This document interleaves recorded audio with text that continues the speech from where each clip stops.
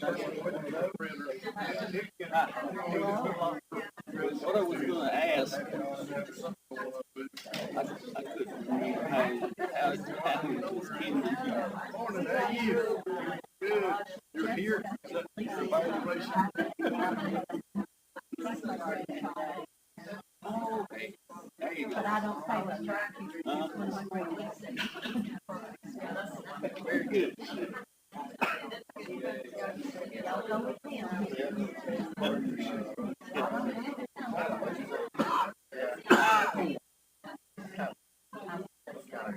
I'm watching the end of a lot of games. I seen you last time you were here.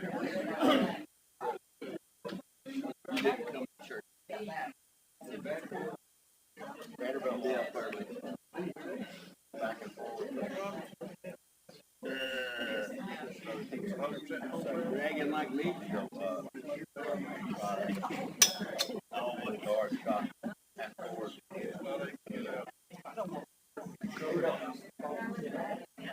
didn't see that. Yeah. I saw her.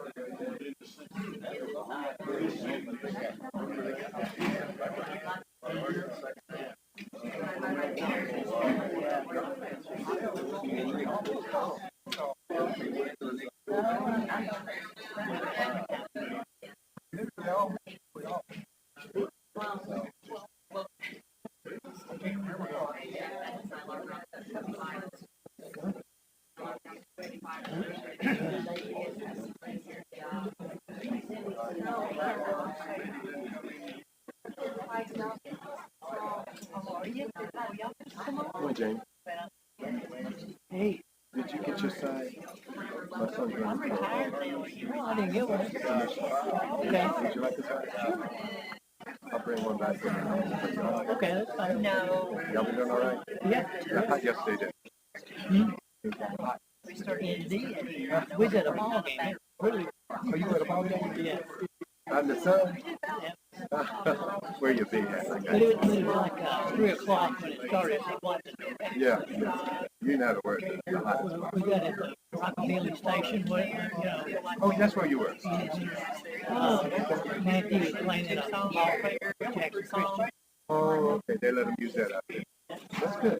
But he'd use it for something. All that, Yeah, but it's just that. all that taxpayer money. Thank you, Jamie. Yeah, good to see you. Somebody had to pass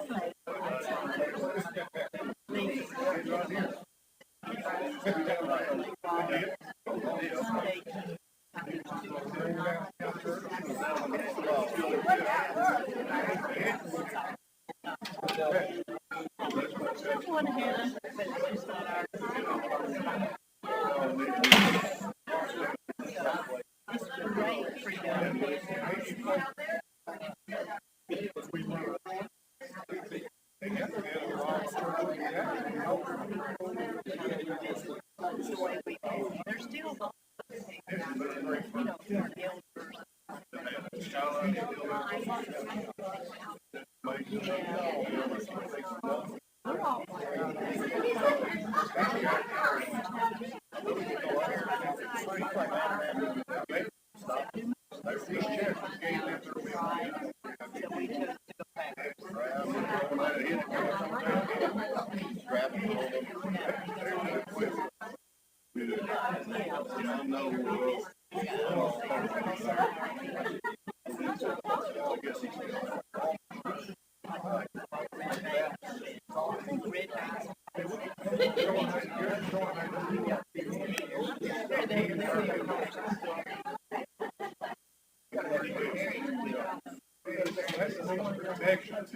Really good.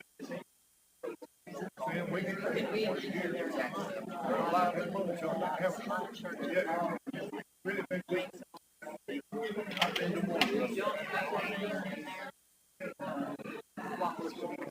we're doing that. Good morning. All right. Let's just state the obvious. I had a cup. Lid came off of the cup. I'm covered, but we're good. It's gonna dry. Don't you hate that? Why did this cup's not sealed? Anyway, and we have 1,000 cups at home that I don't use with. Morning. It is beautiful outside.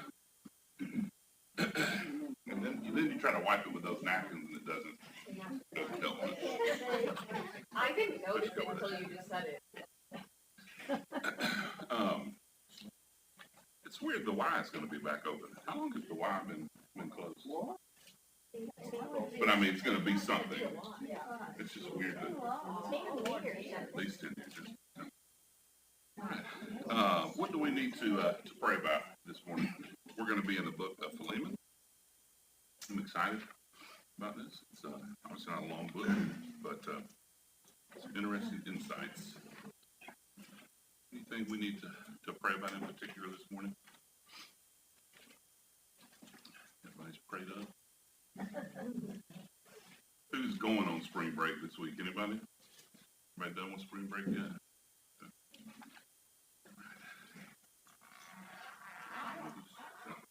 God, thank you so much for our spirit today. Thank you for all the opportunities we get to come together as a family, to learn about your word, to be together, to encourage one another. Thank you for all the good things going here at Campbell Street, all the people that are being blessed because of the work we've done. Please be with us as we worship you today, as we leave here and go into our jobs, and to our homes, and to all those we meet that we spread the good news about.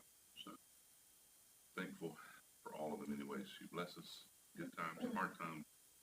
Thankful we have each other. Please forgive us. We make mistakes. Help us to do what's right. In Jesus' name we pray. Amen. I do want to thank several of the life groups that have written me cards. I have this first procedure tomorrow, so we'll get a little relief. But thank you to those who've written that. It is nice to get those. So I want to, as we talk about the book of Philemon, I want to kind of weave two things throughout that. The first one is this thought: do my circumstances determine my character? Do my circumstances determine my character? And then second of all, just in general, how do I view people? And again, back to, do I view people differently depending on what circumstances they may find themselves in, and also based on my circumstances? Like, how do I view people in general? So I want to kind of weave those two thoughts in there. So obviously, there's a lot of discussion about slavery, so we want to just have a little background as we jump into Philemon here. So one of the differences with slavery this time.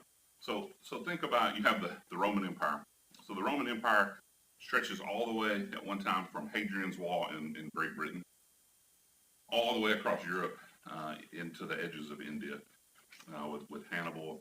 And Hannibal had elephants, and it's some interesting battles. But you're talking about from India, the edge of India, to halfway through Great Britain.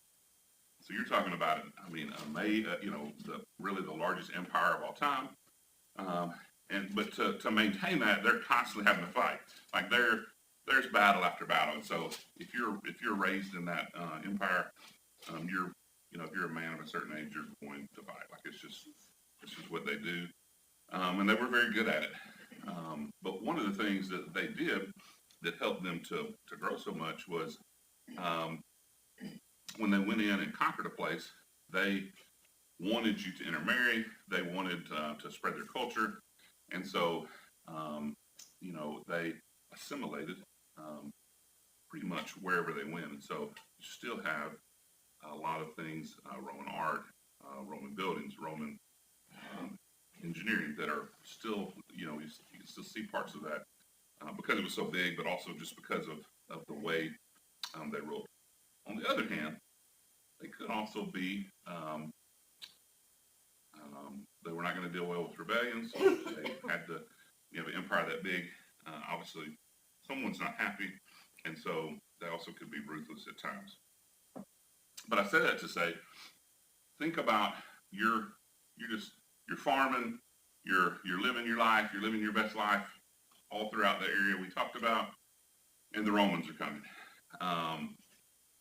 And so if you fight against them and you're captured or you lose, there's a good chance you or some of your family are going to become slaves, at least for a time. At the height of the Roman Empire, two-thirds of people were slaves. think about that. One out of every 3 people are free, and 2/3, at least at some point, are going to be enslaved. So you have yes, sir.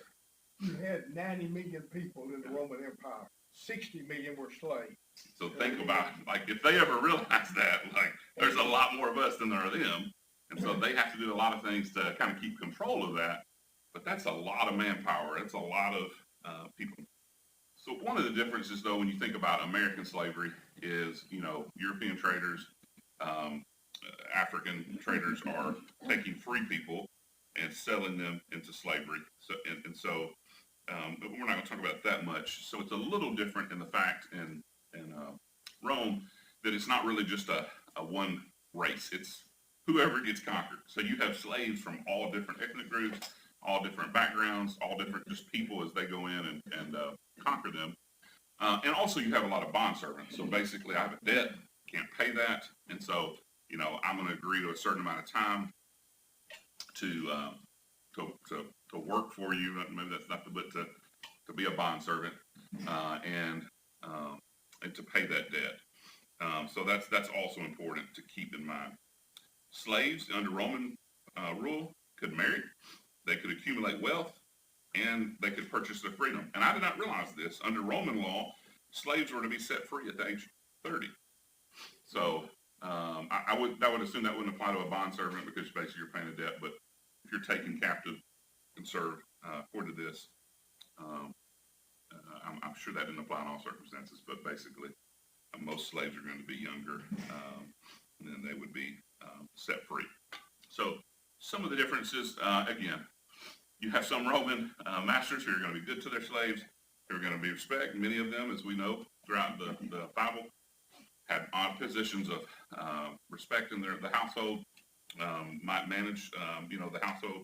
And so obviously some better to those who worked for them than others. But most of them are going to be through military conquest or bond servants because of debt.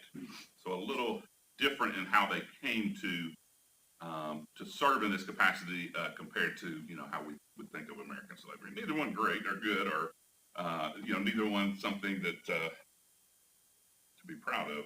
Just wanted to mention some of those differences.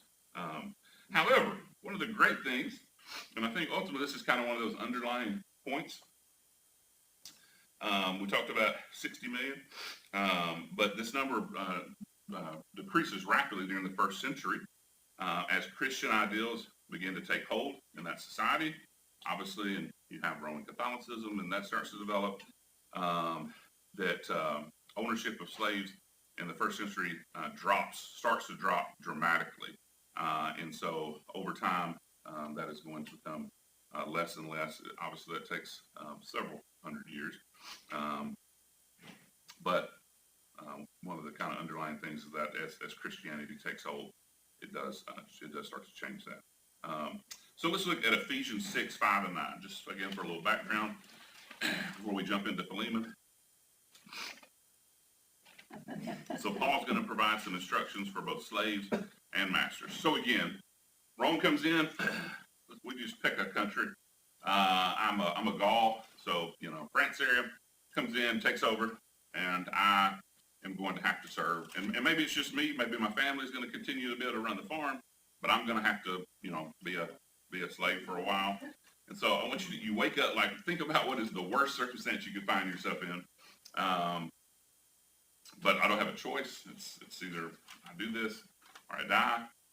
At least maybe there's some hope that it's not forever. Am I going to have a good master? Am I going to have an evil master? Somewhere in between. And I'm finding myself as a Christian. So, like, how is the circumstance I find myself in going to determine? Am I going to be different than I was yesterday? Like, am I going to? How am I going to react to that? So let's look at Ephesians 6, 5 through 9. Slaves, be obedient to those who are your masters according to the flesh, with fear and trembling, and in sincerity of your heart as to Christ, not by way of eye service as men pleasers, but as slaves of Christ, doing the will of God from the heart. With good will render services to the Lord and not to men, knowing that whatever good thing each one does, this he will receive back from the Lord, whether slave or free. Masters, do the same things to them and give up threatening, knowing that both the master and yours is in heaven, and there is no partiality with him. And we've looked at this a couple times in some of our different lessons. But I want you to take that in. You wake up, you've probably taken from your family, maybe you get to see them some or not, maybe they're there. It's not a good situation. You don't know, what the time period on this is going to be. You just know you don't have your freedom anymore, and you're controlled by someone else. And Paul sends this to you. You hear this letter being read. Like, what are your thoughts? Let me ask it this way: at work, and you don't want to do something, and you get the memo, like you're going to have to stay late to do inventory. You're going to have to. So I worked at a pharmacy tech for a little while, and there would be a few times a year we had to like literally count. I don't know, I mean, it's thousands of pills in the pharmacy. Man, they were like, we're behind pizza. It's like, yeah, we still got to count 100,000 pills. Like, this is not a fun thing. Whatever that is. Like, are you excited about that? Do you just get through it? Like, what is your demeanor towards that? Maybe you got a sick kid at home. Like, whew, man, when little ones are sick, like you can handle one gets a little older, but I'm talking about like a 2 or 3 year old. It's like they're going to be sick. It's going to be several days. Like, you're gonna do it right because you're a good parent, grandparent. But like, are you going to like it? So all these things in life. Are y'all okay this morning? I don't know. But is it just hot in here? I don't know. I've spilled drink on me, maybe that's it. But like you're just things that like. And again, I'm not comparing that to slavery, but I'm saying like. Sometimes I just wake up and I don't want to be around people. Like, and that's my job. Like, I have to be around people, right? Some days you just want to go in the office. I don't want anybody to bother me. I want to get my stuff done. And then you're, I gotta people a little bit. Like, there's some things I just got to do. Some things I got to get done. There's probably somewhere I got to go. I'm probably going to have to wear a tie. Like, there's just, all those things, right? And it's just sometimes your circumstances, whatever place or time, or maybe it's sickness, or maybe it's somebody you love is sick, or all of those things, like, they affect us, right? And we're human, they're going to. And so, take that and magnify that to probably been conquered in battle. Who knows what's happened in my town? Who knows what's happened in my family? And now I find myself in a situation where I'm at least a bondservant. So there may be a time period, or worse, I'm a slave for a longer time. What's going through my head? Depression. And I'm a Christian. Don't forget that. And I'm a Christian. I think like we read this one, but like I don't think it's accurate. Like you're doing a really good job. I appreciate that. But yeah, you are. But I think the comparison that you're asking us to align ourselves to is maybe a bit beyond foreign in our minds. Like, I can't even comment on that. Like, yeah, some days I really don't want to do what my boss tells me. But then when you just said all the things you just said about you got conquered and you have no freedom and you're stuck there and nobody knows about your family, that's worse. That's a lot worse. All right, thank you. I really just hated to leave you out there on your own. So let's go back to verse 6. Nathan, Yes. I think we can't relate to that really, but I think I would be scared to death. Okay. Depressed. What's going to happen to my family? Is David going to be able to take care of the farm while I'm over here, right? Like, is he, or I may have had to leave my kids, my older kids, to take care of that if hopefully they weren't, taken. But again, if 2/3 of the people, 60 million people, are in slavery, I am going to, most likely, unless I'm really, really old, some kind of, injury, like I'm going to serve for a time, right? I'm going to be like they did not build the empire without labor. So look at verse 6. Not by way of eye service as men pleasers, but as slaves of Christ, doing the will of God from the heart. Does that apply to you? So I'm not under Roman slavery. I don't have debts where I'm a bondservant. Does verse 6 apply to you? Yes. So when you go to work, and it's hard, and you don't want to do whatever it is you're supposed to do, when you got kids that are driving you crazy and you're just trying to be a good parent, but it's hard, it's difficult, when you got a spouse that's going through a physical issue, when money is not where you would like it, like all of those life things, and you find yourself in those circumstances, is it hard to be as a slave to Christ, doing the will of God from the heart, not by the way of eye service? It takes some extra praying. Okay, yeah, and so I think that the book of Philemon to us is a reminder of you can find yourself in some difficult, hard, challenging circumstances in your life, but how are you going to approach that, and how are you going to treat the people around you, and who ultimately are you serving? Who ultimately is it about? Because ultimately it's not about the master, it's not about the Roman, it's about you and your relationship with God. And so I think a lot of what is going on in this book is where and how strong is your relationship with God, and are you going to serve Christ no matter the circumstances? It sounds easy, and I don't want that to sound easy, but that's part of the gist here.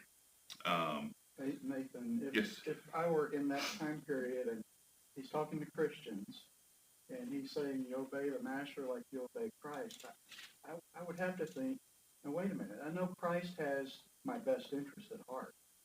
Yeah. And I don't know about this master. He has his best interest at heart. How can I do that? And you know, think about something, a situation you find yourself in where it's not getting better, and maybe chronic illness is the easiest one for me to think about. But you have somebody who has some kind of thing that they're struggling with, that it's a long-term thing, like it's not getting better. So you've accepted, like, this is where I find myself. I'm going to deal with this the best I can. It's not getting better. Maybe I can help that. But what is my attitude towards that? And that, again, it sounds easy because it's not getting better. So it's going to be every morning you wake up, right? Like, I'm not getting better looking. Like, I've accepted that, right? Like, this is the best you got, Nathan. We're going to work with that. Lisa's going to have to work with that. I'm not saying you don't take care of yourself, but I'm just saying, like, I'm not getting any younger. I'm not growing any more hair. I can grow a beard overnight, but my hair's getting thin. Like, that's it. Okay? I'm not doing anything major. That's way more than y'all needed. But you just accept some things, right? And so, but am I just going to coast the rest? Like, I'm not a coaster kind of guy, and it works sometimes. It probably drives them crazy, but like, okay, guys, I've been in the same place 10 years. Things are going good. Like, what are we doing now? What's next? Like, I'm not saying you got to push all the time, but like, are we coasting for the next 30 years, 40 years? Like, how am I going to grow? What am I going to do different? What am I going to make the best of whatever situation that is? And so, as these people are in a bad situation, they're Christians.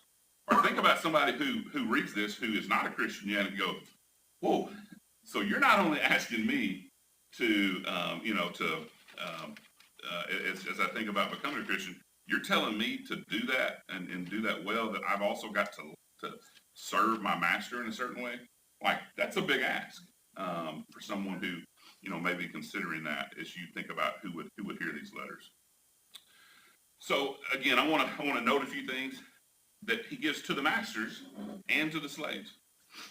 Because remember, we're going to talk about a master who's also a Christian. So you have Christians on both sides of this. Sincere obedience. And I think that's a tough one for us in our society. Sincere obedience. It's one thing to obey. Like, I'm going to obey the laws. I'm going to do that. Am I always sincere about that? Do I always like it? Do I always, you're thinking, what laws you broke lately? Like, speed limit, right? Like, am I always sincere about that? No, I would like to go faster. But it gets expensive. And yeah, I'll tell you what, come in here in the morning. morning is always fun. You gotta be ready. You got on the swivel. Not in this room, in the parking lot. Number 2, serve the Lord. And again, I think ultimately the book of Philemon here, you will see, Paul appeal to both of them, but ultimately it's about serving the Lord. So whatever I'm in, however difficult that is, whatever challenge that is, whoever, maybe should be important, whoever I'm dealing with, is ultimately I'm serving God. And so I think that's important to remember, that he's the ultimate master. Serve with the hope of a blessing from God.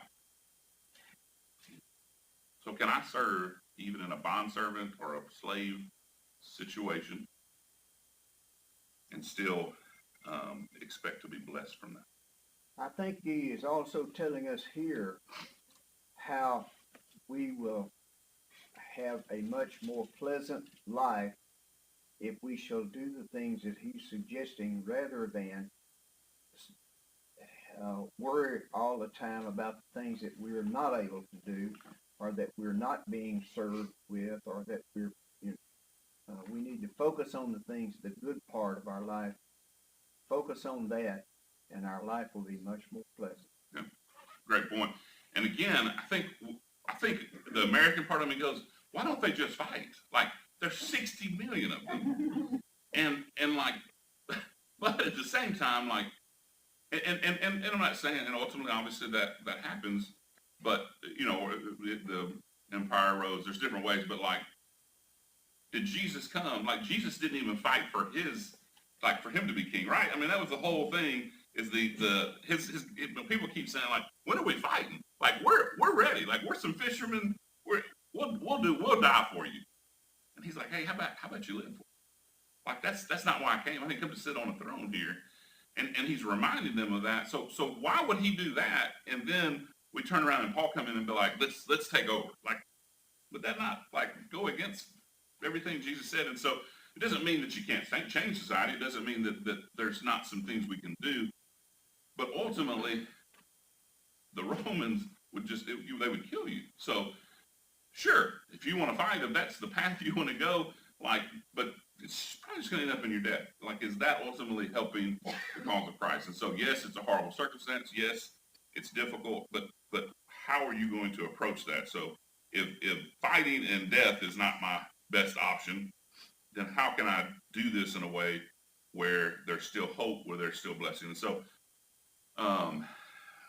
that sounds very difficult, but to serve with the hope of a blessing from God. How can God still bless my life even in this super difficult circumstance? Masters should treat slaves with sincerity and not violence. And again, I want you to think about the slave owner or master, as he's reading this. Again, some of them are Christians. As they're hearing this or reading this, what is it saying to them about how they treat people, about how they view people, about their relationship? And ultimately, you may be a master of this person, but you also have a master. And so this is not just one-sided. And remember that God will judge both slaves and masters. So let's look at verse, this is Colossians, verse 22, 3:22 through 4:1. Colossians 3:22 through 4:1. So, again, talking about this relationship, slaves and masters, it's amazing when you start looking at how much is in the New Testament about this subject. But I think it obviously goes deeper than just the slave and master. Slaves in all things, obey those who are your masters on earth. Obey all things who are your masters on earth. Not with external service. Ooh, did anybody catch that? Not with external service. In your marriage, do you ever just do things because you just have to? I'm going to go home today. I'm going to take all the trash. I don't really enjoy that, but it's just part of what I do. And it's just like one of those things, right? Some of you like to mow. Some of you don't. My yard really needs to be mowed right now. There's a lot of things like we just do. Do you always, I love myself. I have a beautiful wife. Do you always, man, I hesitated. I didn't have a beautiful wife. Do you always like your spouse? I appreciate the honesty. Man, we just got real in here. But like, right, Emotional are now. they difficult sometimes? Are they cranky sometimes? Not mine. I know, that's awesome. That's made it long. How many years been married? And you're like, what did I do? Like, I just came in here, came to laugh. Y'all gonna be all right. Y'all gonna work through it. Johnny Edwards and Miss Jan the other day were talking about something, and I walked up. It was in the tour bus, and I was like, guys, I'm not sure what you. And they were, but I was like, I don't know what y'all are working through, but I'm probably not the one that can help y'all through this. Y'all been married a long time. They got to laughing. Like, you got 50 years, you're probably gonna be all right. Kid that were working on some computer. But, right, that's the word sometimes. Sometimes just people, right? At work, is there somebody at work that, like, just drives you crazy? But you try to be kind, you try to be nice, but, you close the door, and you're like, man, this person, like, if I have to deal with them one more time today, like, I'm going to find another job. And we laugh about those things, right? But that's life, like, every day. Sorry. You're talking about the 60 million and 30, that kind of started mulling in my mind there when you said that. And really, based on this teaching, slaves, obey your masters, do your best.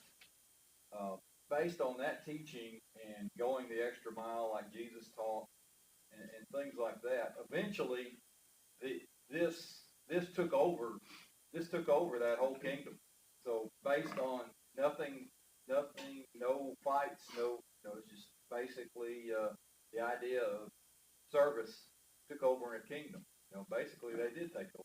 And the problem, though, is for these people early on is they don't get to see that, at least not outside of. So, it's going to take. You still got Gladiator. Some of the horrible things they did to him. Some of the things the emperor did. So maybe they see little pieces of that, but they don't get to see that end like we do, and they're living in it. So it's gonna. But again, back to us, like that's where we're at every day, right? We don't get to see the end all the time. We're living in it. Like maybe our spouses, it's hard, and I'm talking about, maybe it's difficult right now. Maybe the finances in my house aren't where I would like them to be right now. Maybe my job is difficult right now. Maybe again I have some kind of illness that I'm struggling with, and so yes, we still got to get through that. We still got to.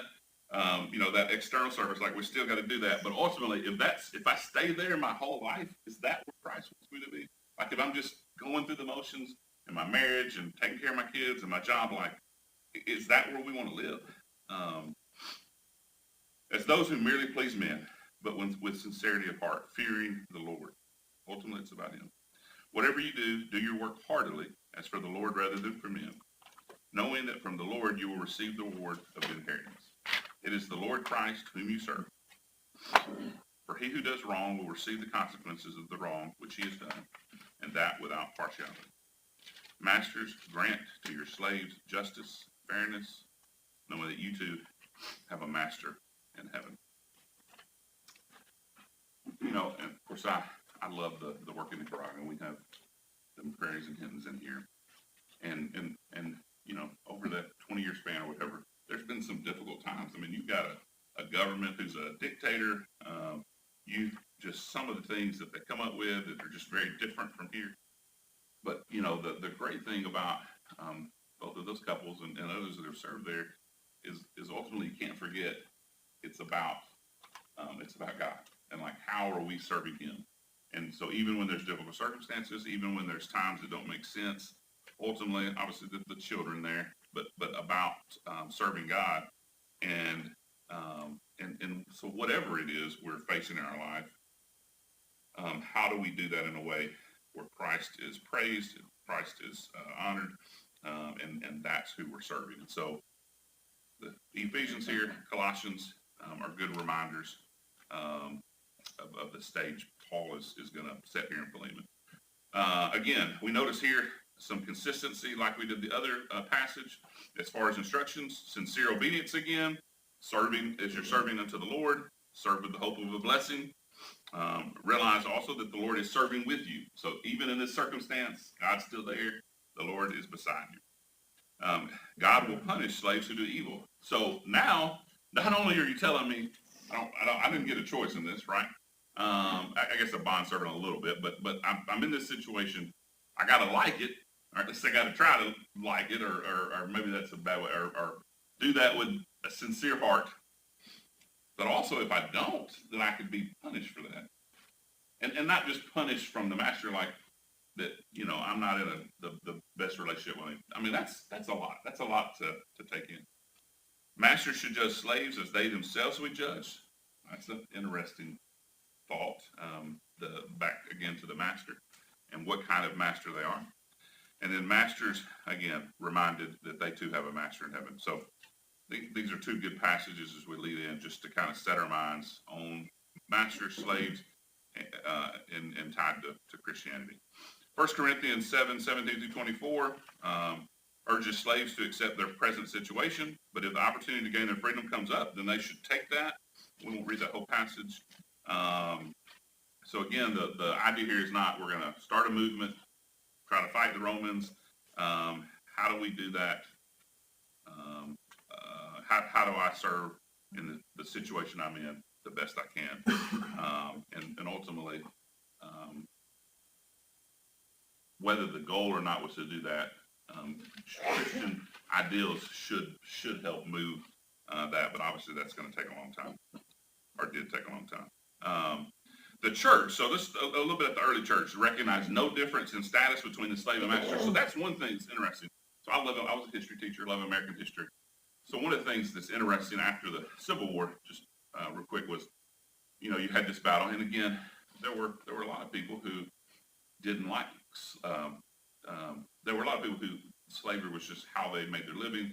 Obviously, it's different for them, but there were other people that didn't like the idea of slavery, but just because of economics and those things, you know, they had accepted that. So once that change happened, civil wars happened, you have people that are trying to help to mend that, and obviously that's a difficult process for decades and decades. And so you had these status changes, right? And how are we going to treat people in churches? Are we going to have separate church buildings? Are we going to be together? Where's everybody sitting? I mean, there's a whole lot of things, right? As you look through that, it's just a very interesting what people did. I had a great uncle that they had, I guess you would call them kind of sharecroppers, but they became Christians, and so the church where they were at wasn't, I guess, ready to. I don't know all the reasons behind that, but it was a different time, and so they met in a potato like shed, like a building where they, you know, sorted potatoes. And anyway, recently I met the guy. One of those people became a preacher, and I met his granddaughter the other day, and it was just interesting to learn more about that.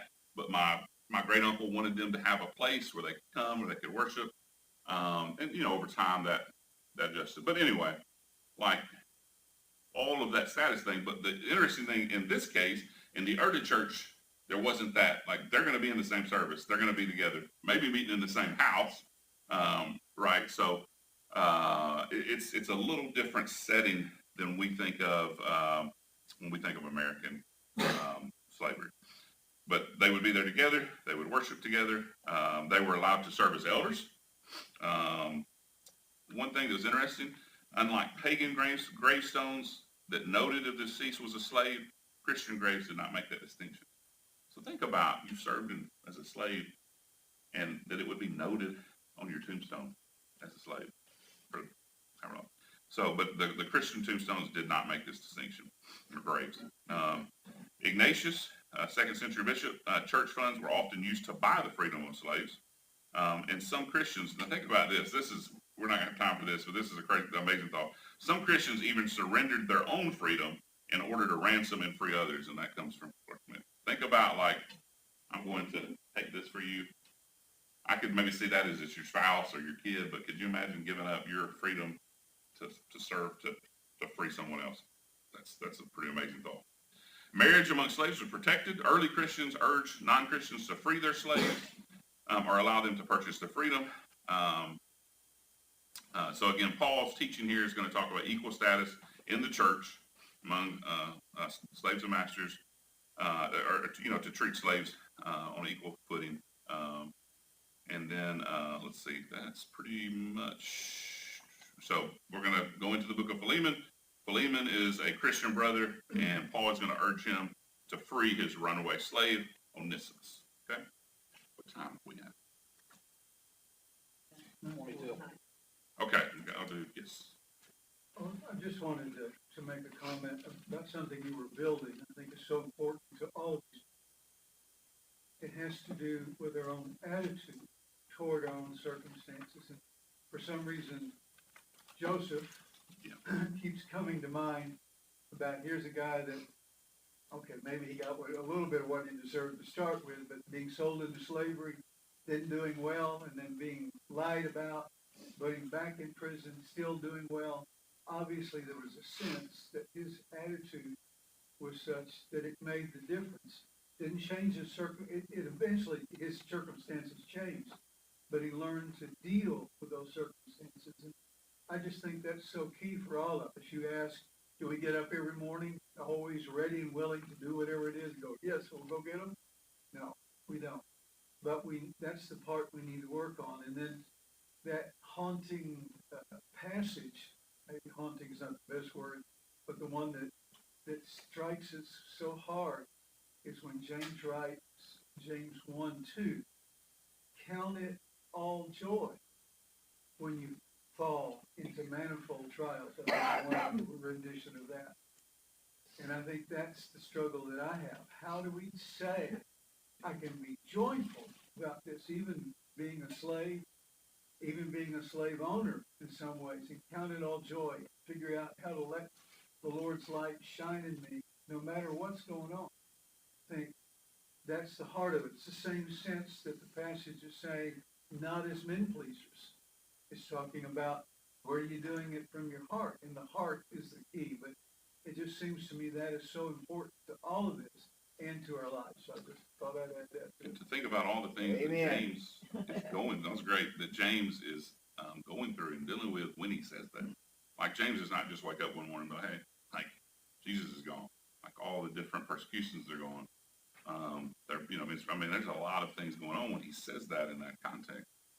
Also, back to Joseph. So when the whole thing with the brothers happens and Joseph goes and cries, is that because of the brothers? Maybe some of it. But think about a man who's for decades gotten some relief, back, gotten some relief, prison, gotten some relief. For him to live long enough and to be able to see that he goes, I realize that there was a plan the whole time. The problem is, a lot of times we don't get to see that end, right? Or it takes a long time. Maybe we get some little things along the way that help us, but like for him to be able to look back and say, like, the whole time there was a plan. I didn't understand it. I just kept trying. I just kept moving forward. But for him to be able to enjoy that, like, how overwhelming was that? And ultimately, I think part of the reminder here is, again, whatever circumstance we find ourselves in, ultimately there's something, even if it's not in this life, something better. And I'm hoping we get some glimpses of that along the way, right, to encourage us, but ultimately to think about eternity. So just a little background, and then we'll close out. The letter is written by Paul while in Roman prison. He's waiting trial before Caesar, so this is near, his last few years of life. But he's waiting on Caesar between 61 and 63 AD.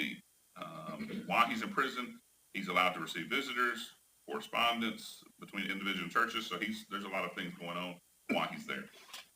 Philemon, the two main characters, Philemon and Onesimus. Philemon is a man of wealth and importance. He was converted by Paul. We'll see that in verse 19. Probably came into contact with the apostle while he was in Ephesus. But later on, Philemon moves or returns to Colossae. I'm trying to remember how far apart that was when I visited there, but it's not a long way, at least by today's terms. But and was a member of the church there. So he's actually a member of the church in Colossae. But they probably met in Ephesus.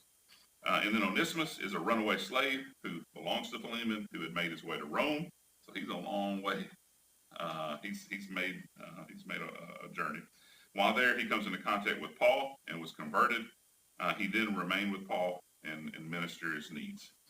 During this same period, Epaphroditus, who's one of Paul's co-workers, had planted the church in Colossae, arrived in Rome with a gift for Paul from the Philippian church. While there, Epaphroditus informs Paul of some trouble in the form of false teaching brewing in the church of Colossae. We did that last spring. In Philemon verse 23, we learned that Epaphroditus was detained with Paul, but was later released and given a letter to take back to the Philippians, thanking them for their gift. And then after Epaphroditus' departure, Paul wrote several other letters. He writes one to the Colossian church regarding false teachers and the heresy they're dealing with. We've read that. A personal letter to Philemon. And it's interesting. This letter really was not written to a congregation like most of them are, right? It's written to an individual. It's interesting to me that it was even included, but I think it is even more interesting because we get to see this glimpse of a very personal relationship. There is another great underlying lesson in this book here as you get on in it. Philemon and Onesimus got to have a relationship. Once you hurt a person or they do something rough on you as a brother in Christ, and you don't straighten it out, and say 6 years later you meet again in a congregation and have to face each other. And that's exactly what's going to happen here. It's going to be very difficult for them to forgive and forget, put it aside, do what's right. And what's interesting, both of these men value their relationship with Christ. I mean, Onesimus could have just disappeared about it, but like he's something about this, right? He's still seeking this relationship. He becomes a Christian, trying to help Paul. Like, he's a good guy. Did I say, I think I got that backwards. Onesimus. And Philemon appears to be a good person. So how did they bend this? Obviously, that's a difficult situation. So Paul writes this to Philemon, a member of the Colossian church, regarding his runaway slave, Onesimus. And then he writes another letter to Ephesus, which we read recently, about experiencing problems of unity and fellowship. So Paul, there's a lot going on during this time period of him writing to these different congregations. These letters were delivered, I may be saying this wrong, but is it Tychicus? Close enough. Another one of Paul's co-workers. Onesimus was placed in the care of Tychicus to protect him from arrest by slave catchers, because remember, he's a runaway slave. So he protects him from that, who would return him to Philemon. So think about it. He's gotten to Rome. Philemon's not going to find him. I mean, it's just, he's a long way. And so he's going to go back at one point, and Tychicus is going to help him. So, I mean, that's an interesting thought. You're going to live the rest of your life, I guess, running, or are you going to face that, and then what's going to happen? And, that could go a couple different ways. So he's going to return him to Philemon along with Paul's letter, and at that point, he doesn't know what's going to happen. Just 25 verses, and we'll get into that next week. Thank you for your comments. Yes, sir. It's very interesting to hear that Onesimus, the meaning for that in the Greek is profitable. Yes, yeah, that's a great point. Thank you. So, yes, profitable. Remember two things: do my circumstances determine my character, and how do I view people, just in general? How do I view people in general? All right, thank you so much. Let's have the heat over here.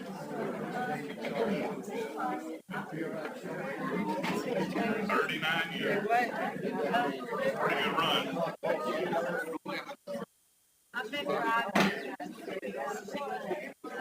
Studying very hard, sir. You remember Edgar, like Edipsia, he's an elder at the church there. Hey, They were appointed, I think, since. Yeah, that's right. But they sent Paul. They gave us we need to let you decide which kind you want. One of them, this one has vanilla. The other one is just regular. Which ones would you prefer? they're leaving. Well, I don't either. Thank you. I don't care. Of course, a lot of Paul's letters. He'll say, Well, I'm signing this one has the vanilla. that goes back to that idea, like how. Brenda, how I got these packages of coffee. These came from Edgar, who is an elder there, and Deepsy. Okay. Yeah, He no, sent it's two been packages. on for years now. Yeah, right. But he sent two packages of coffee, one for y'all and one for us. Oh, how sweet. This one has vanilla in it, the other one does not. Which one would you guys prefer? He said he didn't care. Well, I like vanilla. but they- All right, that's good. Well, here, let me put that in here. I can text you. I text you. Oh, well, great. Okay, well, I've been meaning to get that to you. It's been back a week, so it's not too bad yet. John, did you have Back on a regular. good? Oh, yeah, I mean, it was, of course, this time of year, there's always something Yeah, going it's on, anything major. So, but, we just visited, hung out, saw things, tried to encourage. I got a video, babe. Oh, yeah. Sweet. By the way, the I son-in-law, like that part. Ian is his name. He was involved, his dad, in a Oh, I'm excited. I'm excited. traffic accident. I don't know if anything's gonna Broke change, his but arm, I don't at know least exactly something's where happening. or which arm. But he's got it in a temporary cast and after. I do too, and I don't know why. But he appears to be okay. He was in a truck, his dad, It's, and his dad was also injured, but apparently not serious. Thank But you. I just thought, just to remember, if you Are can you, think of it, to are y'all back pray to? for Ian, and of course, obviously Odad and Oh, Kadisha and everybody. no, I know. And how do Yeah, you you're like, say oh, her now name we again? get back to Khadijah. Kadisha. That's what I Yeah, thought. that's Yeah. good. Okay. So, Yeah, let me. anyway, so I just wanted to be Thank sure you to get so that. much. Well, no, Thank thanks you so then. much. I know. Well, don't do it, David. It's okay. You need to. You just read. I know. Sure you do. He talks about Glad to have him back. Yeah, I know. You You did a seem lot like of. you probably can kind of mellow whatever's going on, right? You know, it's Bible now. It's very common. I got it. It's I can hear it. mostly been alone. My character saying, so that thing, yeah, you know, that's- But who better to be around? I mean, Well, I could be in a lot worse case, you know. Circumstances, I would have a lot worse. yeah. So. I mean, it's hot here. I was burning up. What happened with it?